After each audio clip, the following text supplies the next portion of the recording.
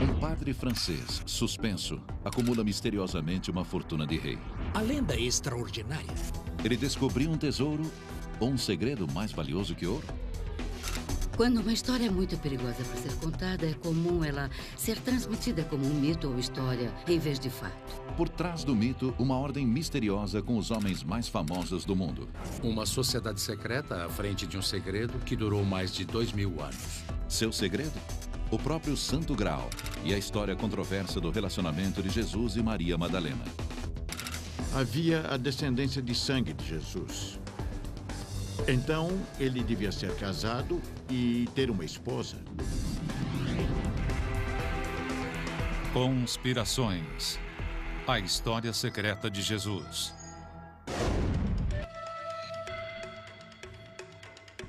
O quadro de A Última Ceia de Leonardo da Vinci. Um mural inestimável que reconta um dos momentos mais famosos da história. Cristo e os apóstolos dividindo uma refeição, uma noite antes da crucificação.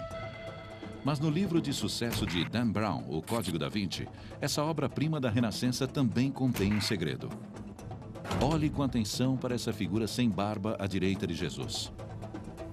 Há muito se pensava tratar do discípulo João.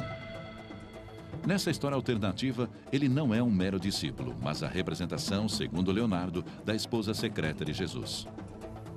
A pista encontrada na forma de um M criado por duas figuras no centro, M de matrimônio.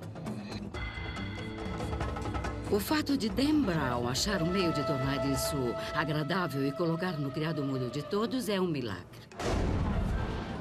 A escada fica ali, nós temos... A história prendeu a atenção do mundo. Bem-vindos, esse é o tour Código da Vinci. Na opinião da estudiosa Margaret Starbird, a razão para isso ressoar alto é que sua tese controversa de que Jesus tinha uma esposa e até filhos pode não ser pura fantasia. Quando uma história é muito perigosa para ser contada, é comum ela ser transmitida como um mito ou história em vez de fato. É plausível que ele pudesse ser casado, que ele pudesse ter filhos? Nossa conclusão foi sim, é plausível. Exceto que parte da história de O Código da Vinci já foi contada. Como história. Quando o Código da Vinci apareceu, eles tinham se esquecido de O Santo Graal e a linhagem sagrada. Esse livro, O Santo Graal e a Linhagem Sagrada, está criando uma controvérsia na Grã-Bretanha. Richard Lee é um dos coautores de O Santo Graal e a Linhagem Sagrada, a história secreta de Jesus, o legado chocante do Graal. Como os personagens da história, Lee, Henry Lincoln e Michael Bagan vasculharam os registros históricos para levantar o que, segundo eles, são pistas da vida secreta de Jesus. A evidência sugeria que ele foi casado ou pelo menos teve relação sexual com Maria Madalena. Dessa união sexual pode ter havido filhos. De acordo com a tradição da igreja, Maria Madalena fugiu para o sul da França depois da crucificação. Uma hipótese provocativa. Mas como eles chegaram a uma conclusão tão radical? Ela começa de forma humilde. Tudo o que tentamos fazer foi responder às perguntas inquietantes referentes ao mistério no sul da França. Eles começam a desvendar o mistério antigo do tesouro de Rennes-le-Château, um pequeno povoado no sul da França. É um daqueles mistérios que sempre fascinou as pessoas. Durante gerações, tem havido boatos aqui sobre a origem de uma grande fortuna. Tudo, desde um tesouro antigo enterrado até suborno pago por emissários poderosos da Europa para manter um segredo. As pessoas amaram a ideia de uma grande soma em dinheiro misteriosa e inexplicada. E a razão disso funcionar tão bem em Rennes-le-Château é que, sem dúvida, muito dinheiro foi gasto lá. O arqueólogo Bill Putnam acredita que o dinheiro foi gasto perto da virada do último século por este homem. O padre Bérenger Saunier, padre de uma pequena igreja dedicada curiosamente a Maria Madalena. A lenda é extraordinária. Se você olhar para ele, ele começa como um padre muito pobre. Sua igreja está despencando. No verão de 1888, o jovem padre começa um pequeno projeto de reforma da igreja. Ele derruba uma laje do altar apoiada em 2 colunas. Supõe-se que ele encontrou dentro da coluna alguns pergaminhos enrolados como papiros. A vida de Sonié muda dramaticamente. Em breve, sua construção fica digna de um rei. Ele reforma sua igreja. Ergue uma torre para a biblioteca gigante. Constrói um caminho público e uma grande vila com jardins formais. Na nova mansão, ele vive e se diverte como a realeza, com sua jovem e fiel empregada. Desde então até a sua morte em 1917, Sonié gasta uma quantia assombrosa de dinheiro, algo como 47 milhões de libras. A pergunta óbvia é, de onde veio o dinheiro? O que ele descobriu dentro do buraco do pilar? O que eram os pergaminhos que o levaram a essa riqueza fabulosa? Ele descobriu um tesouro ou descobriu um segredo? O que exatamente Sonié pode ter achado? Existem numerosas lendas de tesouros escondidos na área. Seja qual for a origem de seu dinheiro, Sonié passa a viver muito bem para um padre pobre, gastando milhões, enquanto entretém ricos e famosos. Ano após ano, o bispo de Sonié exige saber a origem da fortuna repentina. Mas Sonié nunca conta, mesmo depois de ser suspenso de seus deveres de padre. Sonié continua a viver na vila com sua empregada até sua morte em 1917. Ela cuidou dele até sua morte e ela sabia e guardou seus segredos. A empregada mora sozinha na vila por quase 40 anos até sua morte em 1953. Embora ela insinue que é um segredo que tornará seu detentor rico e poderoso, ela nunca o revela, levando para a sepultura ao lado de Sonié no cemitério da igreja.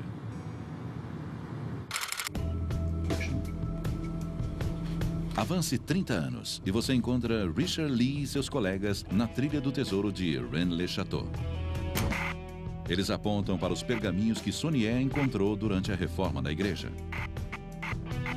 Esses pergaminhos contêm mensagens secretas. Assim começa um conto bem mais intrigante do que uma mera caça ao tesouro. A história de uma linhagem antiga e ilustre que passa por reis da França e volta milênios até Maria Madalena e Jesus de Nazaré. O grande mistério é, ele teve filhos? As pessoas são fascinadas por essa ideia. Você fica em uma posição poderosa se você tem um segredo. A busca pelo tesouro secreto de Rennes-le-Château e a tentativa de descobrir como um padre pobre com uma paróquia minúscula no sul da França se torna extraordinariamente rico leva à Biblioteca Nacional Francesa, em Paris. Lá, o pesquisador e sócio de Lee, Henry Lincoln, descobre os documentos secretos do autor misterioso que escreve sob o pseudônimo de Henry Lobineau. Em outro lugar de Paris, Lincoln tem um vislumbre do que pode ser os 2 pergaminhos supostamente descobertos pelo padre Sonié durante a reforma de sua igreja. Eu consegui decifrar uma das mensagens. A princípio, o pergaminho decifrado tem certo sentido. A Dagoberto II e Sião pertence o tesouro e ele está aqui morto. Dagoberto II foi um rei francês da dinastia Merovingia, que foi assassinado em 679.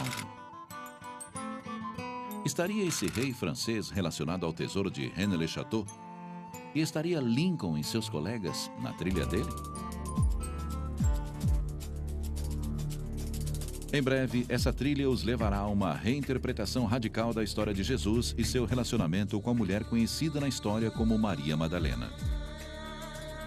À medida que vasculham os documentos, eles encontram algo suspeito, referências a uma sociedade secreta. Nós encontramos documentos referentes a uma organização chamada Priorado de Sião. O priorado parece ligado ao mistério de Rennes-le-Château. Referências a ele surgem através dos séculos. As pistas são óbvias se alguém souber olhar. Você pode achar a palavra Sião em um parágrafo incomum em um pergaminho e ver PS, uma abreviação de Priorado de Sião. E tem outras pistas nos documentos secretos, inclusive referências estabelecendo um elo entre o secreto priorado de Sião e os cavaleiros templários, que durante as cruzadas protegeram Jerusalém e eram considerados por alguns os guardiões do Santo Graal. Os Cavaleiros Templários, conforme dizem os documentos do priorado, são criados como um braço administrativo e executivo do próprio priorado.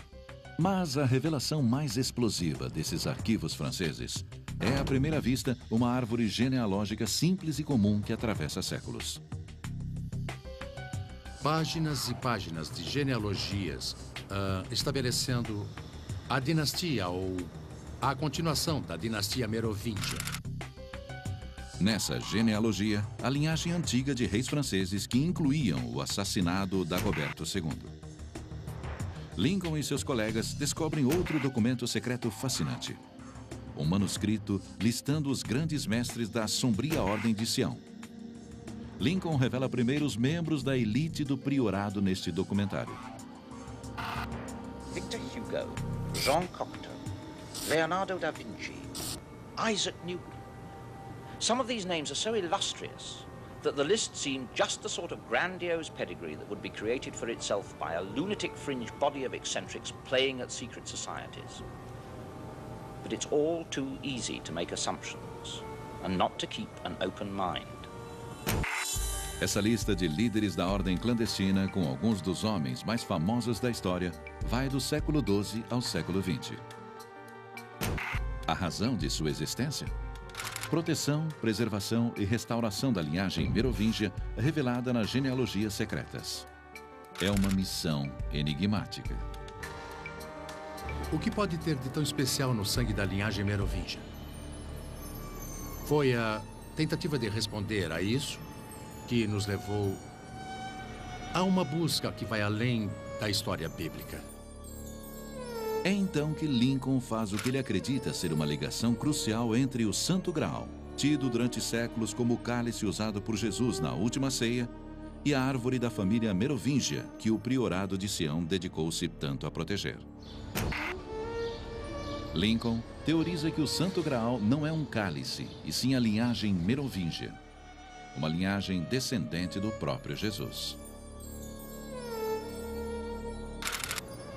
O Santo Graal tinha que ser a descendência do sangue. Isso implicava que havia uma descendência de sangue de Jesus. Portanto, ele devia ser casado e ter uma esposa. Só há uma candidata para esse papel, e é Maria Madalena. Maria Madalena, uma das figuras mais misteriosas e sedutoras do Novo Testamento. Acredita-se que ela tenha nascido nessa pequena vila de pescadores em Magdala, na margem oeste do Mar da Galileia. Na tradição da igreja, ela é sempre descrita de cabelos ruivos longos e foi considerada durante séculos uma mulher desgraçada, uma prostituta. Até que Jesus expulsa seus demônios e ela se torna uma de suas seguidoras. Provavelmente Jesus Cristo foi casado. A estudiosa Margaret Starbird estudou profundamente Maria Madalena e acha possível que ela tenha sido casada com Jesus. É a maior história nunca contada.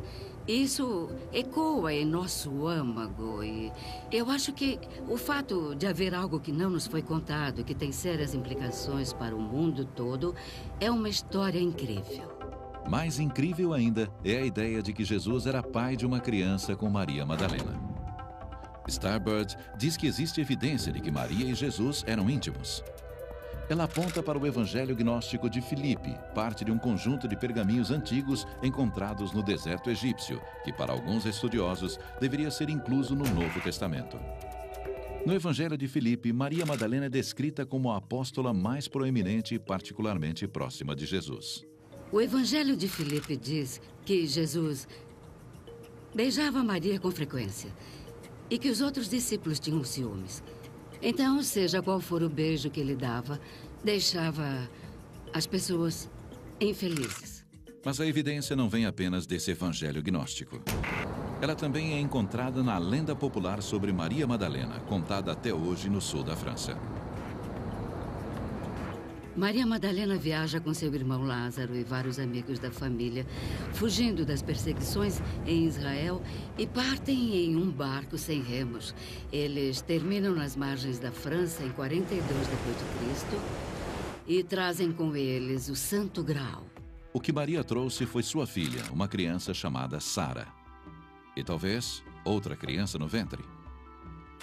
Portanto, em vez de o Graal ser um artefato, ele era, na verdade, a linhagem sanguínea, que é a mãe ou a criança. Todos os anos, essa cidade costeira da França comemora a chegada de Maria Madalena com a filha Sara. Então, nós sugerimos que ela possa ter encontrado refúgio entre as muitas comunidades judaicas bem estabelecidas da região, provavelmente nos arredores de Vannes-le-Château. Talvez tenha perpetuado sua linhagem por quase 400 anos. E muitos fiéis acreditam que Maria Madalena está enterrada nesta tumba em outra cidade francesa próxima. É o grande segredo da Idade Média. O grande segredo é que Jesus era completamente humano e que ele foi marido e pai. Para os caçadores modernos do Santo Graal, o tesouro do padre Saunier pode muito bem ser sua descoberta dessa genealogia. Por volta do final do século V, há evidência de que a família judaica, supostamente de Madalena, se casou com a realeza dos francos para produzir a dinastia merovingia. Como consequência, os merovingios são os novos descendentes de Jesus. E quais são os descendentes de Jesus? Eles estão entre nós hoje? O incrível é que Lee e seus colegas descobrem uma pista que leva ao priorado de Sião no século XX. Uma pista que os levará até um francês enigmático que pode oferecer não apenas a chave do tesouro de Rennes-le-Château, como o legado vivo de Jesus.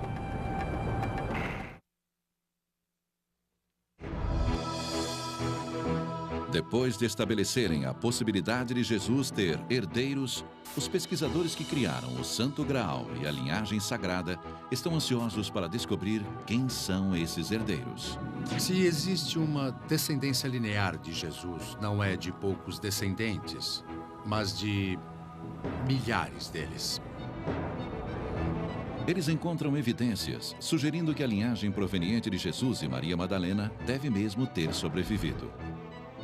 Guiados pelos pergaminhos secretos decifrados e a genealogia extensamente detalhada encontrada na Biblioteca Nacional Francesa, os investigadores sugerem uma farsa de séculos. A ideia de que Jesus tinha herdeiros não só ameaça a fé de milhões de cristãos, como também uma das organizações mais poderosas na história do mundo, o Vaticano. A ideia de uma sociedade secreta à frente de um segredo durou 2000 anos, que se opõe de forma heróica, romântica, à tirania da Igreja de Roma. Eles presumem que é por isso que o priorado de Sião tem sido tão secreto através dos séculos. É por isso também que, se o padre Saunier realmente descobriu essa prova da linhagem sagrada, tal conhecimento deve ter sido valioso. É uma teoria bem elaborada por Lee e seus colegas até os anos 70, quando eles fazem uma descoberta estarrecedora. Eles descobrem evidências da existência do priorado no meio do século XX. A lei francesa exige que todas as organizações do país sejam registradas. E nesses registros, os colegas encontram um documento incrível. Arquivado nos anos 50, esse documento relata a formação e organização do Priorado de Sião, cujo propósito é fundar uma ordem católica que recria na forma moderna, mas preservando sua característica tradicional, uma ordem de cavaleiros antiga. A carta alega que o priorado tem mais de 8.000 membros. Quem ou o que era ou é a organização de 56 tem uma vantagem em relação aos antepassados medievais. O papel produz uma pista crucial. Uma publicação de vida curta editada por Pierre Plantard. Para o investigador Henry Lincoln, esse homem é o personagem-chave do mistério. Sabemos que em 1956 o Sr. Plantar registrou uma organização em uma cidade chamada Annemasse, a qual deu o nome de Priorado de Sião. E os pesquisadores já viram o nome Plantar nas genealogias descobertas na Biblioteca Nacional. Plantar declara que seu verdadeiro sobrenome é Plantar de Saint-Clair, uma das famílias mais antigas da genealogia que se diz de descendência merovingia. Poderia esse parisiense de meia-idade, apesar de toda a aparência de mero burocrata comedido, deter a chave de um mistério de séculos? E será mesmo que ele é um herdeiro do trono da França e um descendente do próprio Jesus? Essas genealogias antigas levam direto a ele e sua família. E quando eles encontram Monsieur Plantar, seu modo polido intriga os investigadores. Muito conhecedor, não só da história francesa, como do esoterismo, da árvore genealógica, da história e da pintura. Ele era extremamente erudito e introspectivo. Após meses de negociação, Plantar concorda em falar. Finalmente, eles estão cara a cara com um elo vivo do misterioso Priorado de Sião. Durante a filmagem deste documentário britânico, Harry Lincoln pressiona Plantar sobre o tesouro secreto de Rennes-le-Château e o Priorado de Sião. Will the treasure of Rennes-le-Château ever be found? Disons simplement qu'il existe un secret à Rennes-le-Château. Il est possible qu'il existe autre chose autour de Rennes-le-Château. Can you tell us whether the Priory of Zion still exists today? À l'heure actuelle, Sion existe toujours. Monsieur Plantard, over the centuries you have, how shall I put it, you have supported the Priory of Zion. Nous avons soutenu Sion. Et Sion nous a soutenus. We? Who are we? Nous, je parle de la lignée mérovingienne.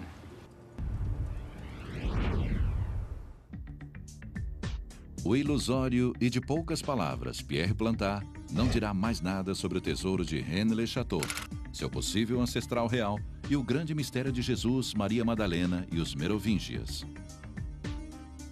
É importante lembrar que o próprio Plantar nunca mencionou Jesus. Ele nunca alegou ser descendente de Jesus, nós é que dissemos. Tudo que Plantar afirmou foi sua descendência dos Merovingios. Então, de onde veio o tesouro do padre Saunier para construir aquela igreja em Rennes-le-Château?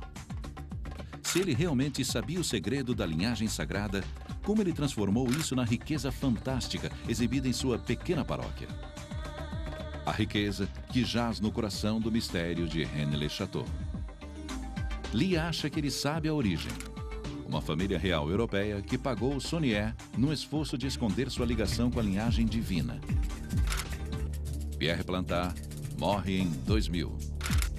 Mas há suspeitas de que o Priorado de Sião ainda exista. O Santo Graal e a Linhagem Sagrada é publicado em 1982. É um grande sucesso. Cópias do livro se esgotam nas lojas. É provocativo, emocionante, mas equivocado em sua premissa básica, segundo estudiosos da Bíblia. Bart Ehrman é chefe do Departamento de Estudos Religiosos na Universidade da Carolina do Norte, em Chapel Hill. É um daqueles exemplos onde a teoria da conspiração é como um castelo de cartas. Se as cartas de baixo não são estáveis, o castelo inteiro desaba. Nesse caso, as cartas de baixo não são instáveis. Na verdade, elas nem estão lá. É um monte de bobagem. Laura Miller é uma jornalista que pesquisou as alegações em O Santo Graal e a Linhagem Sagrada. Tem certa genialidade e demonstra certa autoridade. Mas quando você olha de perto, elas se dissolvem em nada. A evidência dos autores para a ideia central de que Jesus e Maria Madalena eram casados jaz nesses evangelhos gnósticos antigos. Livros que não entraram na Bíblia. Eles contêm informação sobre Jesus que você não encontra no Novo Testamento. Então, para quem quer escrever uma teoria da conspiração, eles são perfeitos, pois fornecem a munição que você precisa. A munição vital vem do Evangelho de Filipe. Um trecho em particular parece muito poderoso. Ele diz: Cristo amava Maria Madalena mais que a todos os discípulos e frequentemente a beijava na boca. Parece uma evidência constrangedora. Jesus e Maria Madalena eram íntimos. Mas Ehrman diz: olhe de novo, porque o Evangelho de Filipe é um manuscrito antigo cheio de lacunas. O modo de se ler o trecho é: agora Jesus, e tem uma lacuna no manuscrito, Maria Madalena e Jesus costumava, lacuna, beijar com frequência, lacuna, dela, lacuna. Então, parece que Jesus está beijando Maria, mas não sabemos onde. Presume-se que em alguma parte do corpo. Mas, mesmo com as lacunas, esse trecho diz que beijar era frequente. O que faz da ideia de uma união sagrada soar plausível. Até os estudiosos opinarem. Ao que parece, os primeiros cristãos se beijavam com frequência na boca. Não tinha nada a ver com sexo. Esses beijos simbolizavam uma revelação de Deus. Então, quando Jesus beija Maria, isso significa apenas que Jesus deu a ela uma revelação. Algo que conhecemos bem de outros textos gnósticos. Não significa que eram casados nem que tinham filhos. Significa apenas que ela era sua discípula para quem ele revelou a verdade. Imagens de Maria Madalena mostram uma mulher forte e seguidora devota. Durante séculos, ela foi menosprezada como prostituta regenerada. Mas o que realmente sabemos sobre ela? O Novo Testamento nos diz que Jesus expulsou seus demônios e que ela o acompanhou em suas viagens, que ela estava aos seus pés quando ele foi crucificado. Karen King ensina história eclesiástica em Harvard. Maria Madalena tinha que ser a mulher mais importante na vida de Jesus, talvez até mais que sua mãe. Ela diz que esses evangelhos gnósticos, esse apropriadamente chamado de o Evangelho de Maria, esclarece o porquê. E o rei diz: não é por causa do sexo. Se olharmos o Evangelho de Maria, o motivo aparente é porque ela entendia seu ensinamento. Ela se apropriou dele. É um tipo de amor que não indica necessariamente algum tipo de relacionamento sexual. Ele realmente indica que ela era a discípula que o compreendia.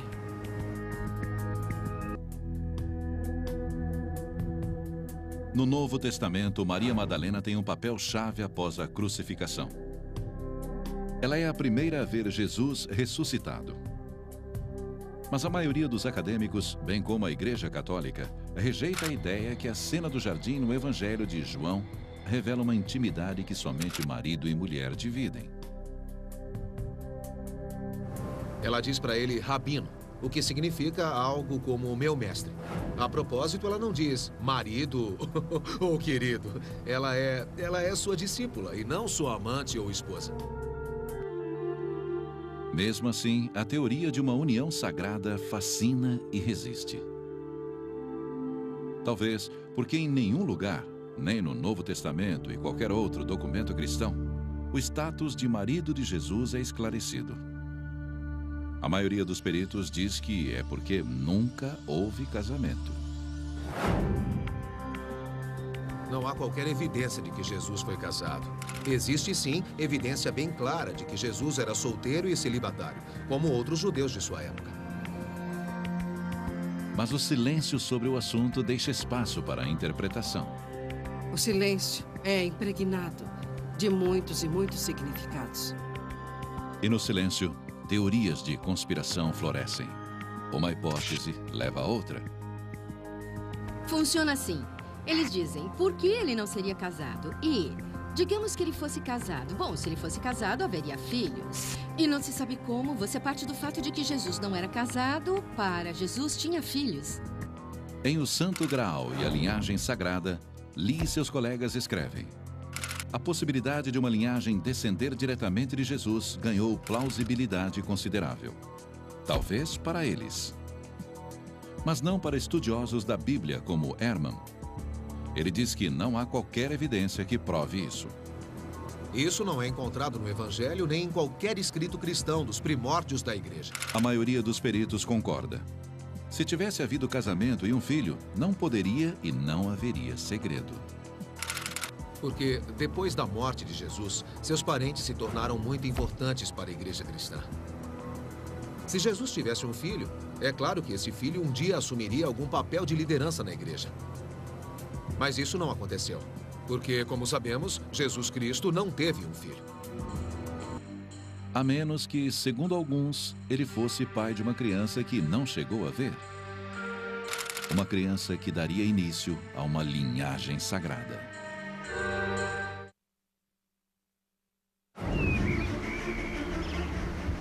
René Le Chateau é o ponto central para aqueles que acreditam em uma linhagem sagrada descendente de Jesus.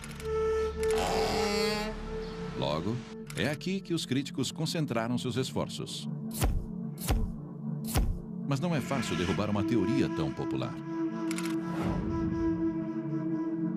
Ela coloca uma circunstância misteriosa nessa igreja no sul da França e a transforma num grande trabalho de volta ao passado, nesse grande mistério sobre toda a fundação da cultura e da civilização ocidental e da religião mais poderosa do planeta. O arqueólogo Bill Putnam passou anos atrás de qualquer pista que apoie o que ele chama de maior embuste que ele já viu. E tudo começa com esse padre. O padre Berenger Saunier, que não tinha um tostão e que de repente, sem explicação, junta uma fortuna. Os conspiracionistas acreditam que Saunier fez uma descoberta estarrecedora quando reforma a igreja. A história é que ele achou 4 documentos em um buraco no altar. Teriam esses documentos levados o padre a um tesouro enterrado ou aos próprios documentos? Putnam diz que isso não aconteceu, porque não há documentos secretos. Não há tesouro enterrado. Ele pode ter encontrado algum depósito na fundação ou uma cápsula do tempo. Ele pegou, mostrou ao prefeito e as pessoas sabiam que ele tinha feito isso. Então a história ganha força, porque os moradores sabiam que o padre tinha mostrado algo ao prefeito. Uma lista fornece munição para Pierre Plantard. Entra Pierre Plantard, um homem modesto com grandes sonhos. Putnam o chama de inventor de histórias. Seu principal objetivo era provar essa história e ele, então, procura constantemente meios para poder prová-la. A fantasia de Plantard é que ele não é um mero servidor público, e sim herdeiro da antiga dinastia merovingia. Ele se apodera da história do padre, dos documentos e da fortuna misteriosa e cria uma história na qual Saunier encontra a genealogia que aponta o próprio Plantard.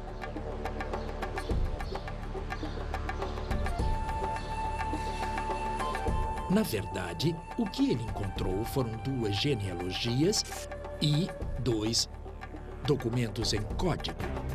Mas Putnam diz que essas genealogias complexas que vão até os merovingias reais são, na verdade, invenções de Plantard para sustentar a história de que ele é um rei à espera. Plantard se coloca no passado dos reis merovingias, escolhendo cuidadosamente Dagoberto II, que é o rei merovingia do qual sabemos pouco. Não existe muito perigo de colisão com a história verdadeira. Plantard faz qualquer coisa para tornar sua fantasia crível. Ele cria uma série de papéis e os deposita na Biblioteca Nacional Francesa. São documentos chamados dossiês secretos, supostamente de um homem chamado Henri Lobineau, que na verdade é Plantard. Então, Plantard forja uma árvore genealógica e sua mentira não para aí. Ele também inventa a sociedade secreta, o poderoso priorado de Sião. Seu trabalho é proteger a dinastia merovingia. Ele inclui o que equivale à Sala da Fama dos séculos passados.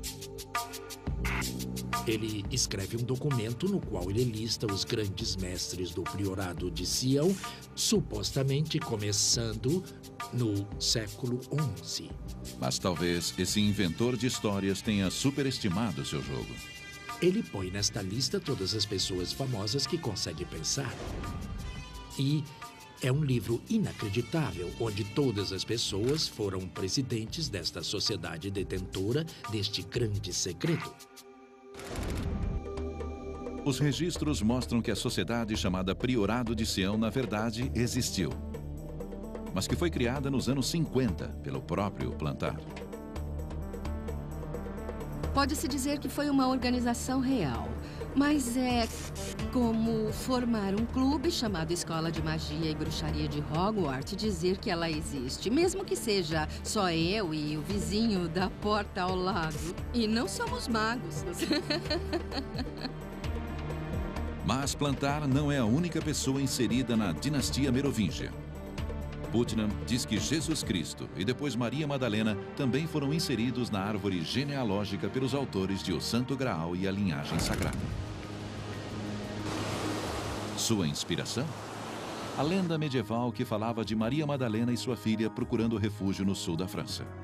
Henry Lincoln escolhe essa história e faz muito alarde ao dizer que o padre Béranger Saunier sabia de tudo isso, que era um grande segredo.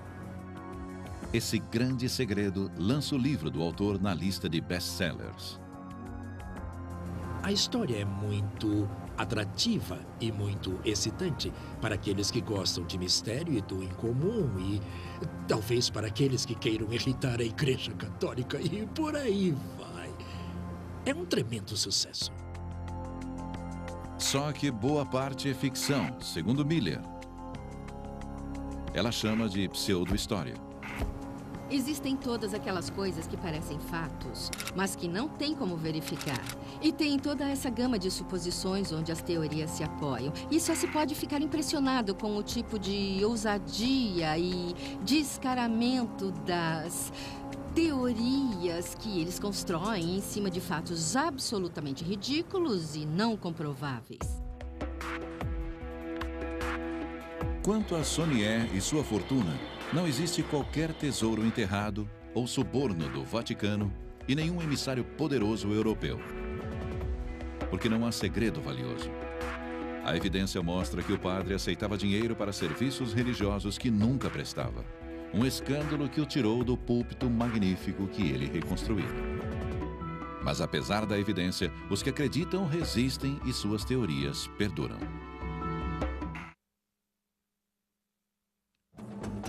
Quando as ideias desenvolvidas por Lee, Lincoln e Bacon são publicadas em 1982, elas encontram uma plateia grande e sedenta.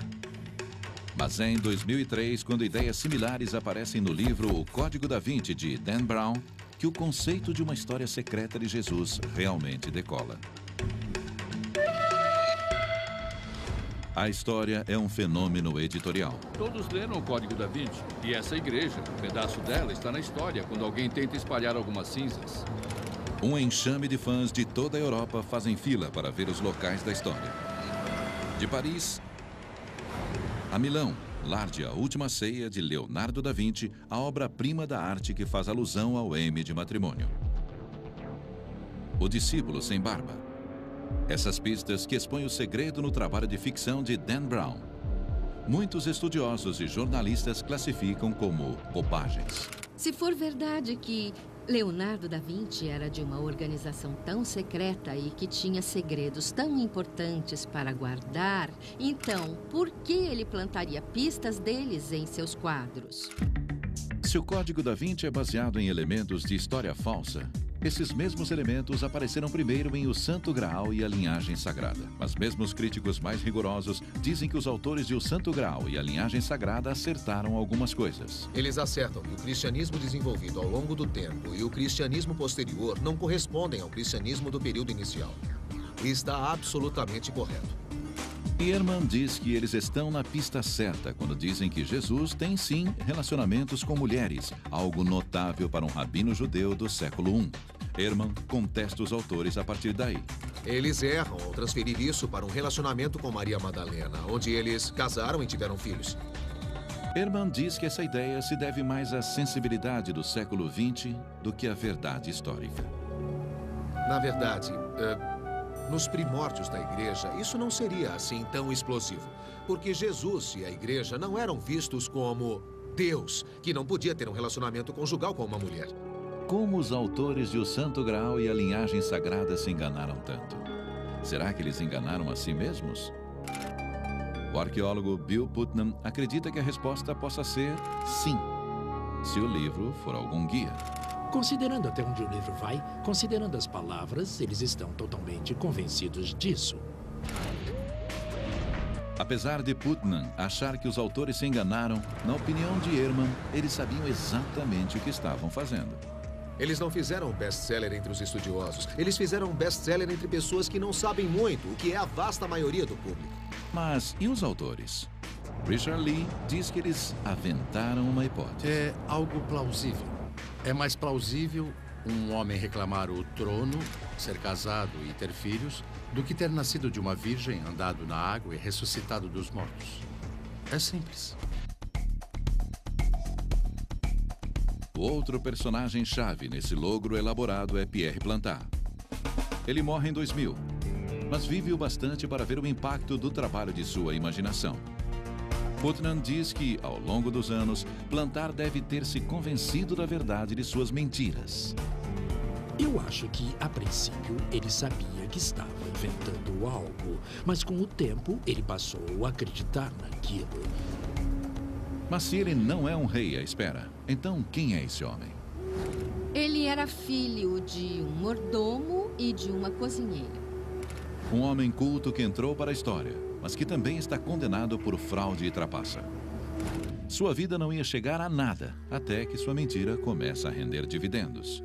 Ele era um cara obscuro que queria se glorificar e que amava se colocar no centro desse mistério e fingir que não queria falar sobre o assunto.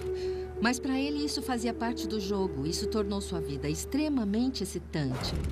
Por fim, a excitação acaba e o Santo Graal e a linhagem sagrada morre, até ser ressuscitado quando aparece o Código da Vinci. Isso gera uma indústria dedicada a escavar seus erros. O próprio Ehrman escreveu um desses livros. Mesmo assim, ele ainda encontra pessoas que continuam a acreditar que Maria Madalena e Jesus eram casados.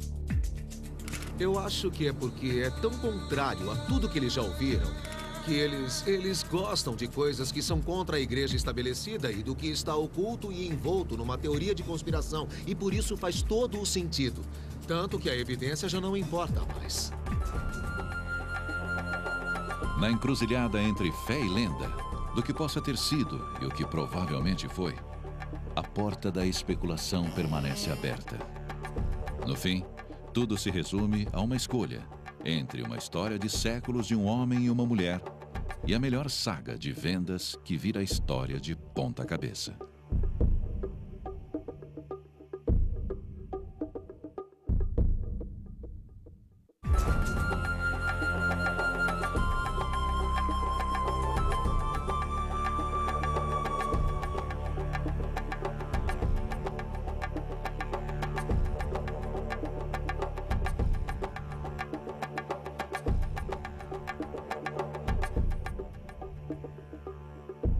Versão brasileira DPN Santos.